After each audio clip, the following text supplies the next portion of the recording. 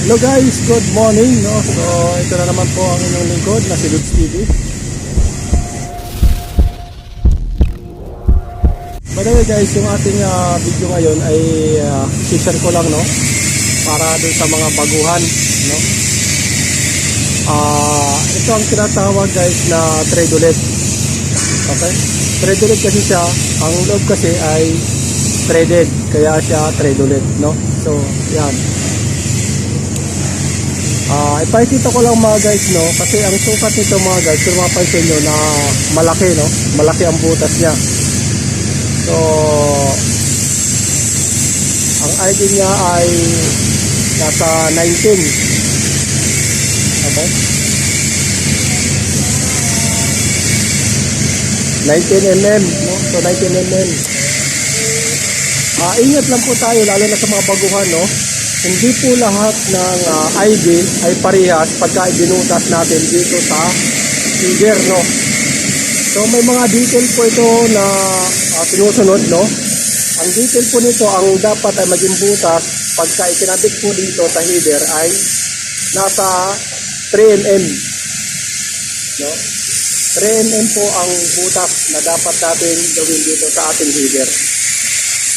Okay?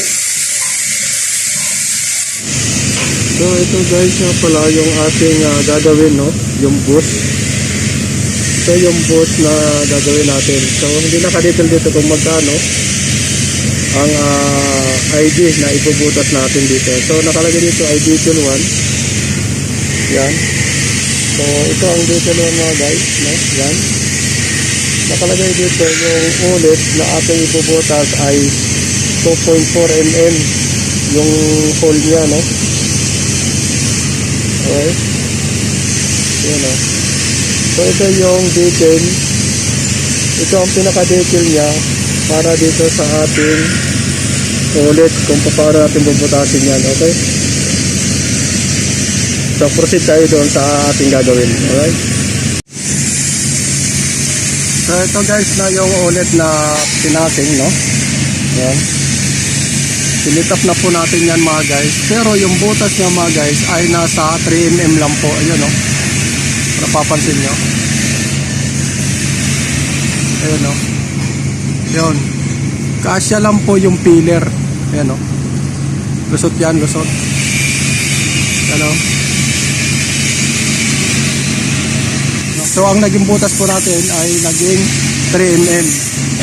Okay? So hindi po lahat ng ulit, no, pag ipinitap po dito sa header ay kung ano yung laki ng butas natin ay minsan hindi po yan nasusunod, no.